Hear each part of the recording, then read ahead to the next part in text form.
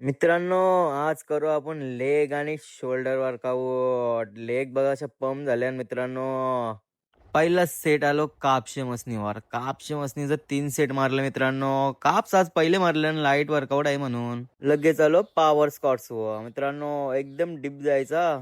ही machine नसेल तर आपल्याला रॉड घेऊन स्क्वॉट्स मारायचे. आपण स्क्वॉट्स मारायच्याच. लगेच आलो लेग प्रेसवर. लेग प्रेसवर पुन्हा आज मित्रांनो काय वेट बीट वाढवलं नाही, पण एकदम मसल टार्गेट केलाय मित्रांनो. आज तुम्ही बघा वेट बीट कमी आहे आज. आणि लास्ट सेट घेतला लेग एक्सटेन्शन. मित्रांनो लेग एवढ्या कडक झालत्या ना लाईट वेट मध्येच, एकदम प्रॉपर मित्रांनो. आलो लगेच शोल्डर आलो. शोल्डर वर्कआउट हेवी केला मित्रांनो. पहिला सेट घेतला शोल्डर प्रेस.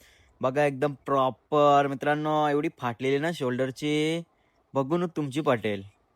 लगेच आलो प्लेग डेट फ्लाय. मित्रांनो लाईट गेली पण तरी पण आपण वर्कआउट स्किप नाही केला. वर्कआउट चालूच ठेवला. दे दणादण मार मार करत होतो बस.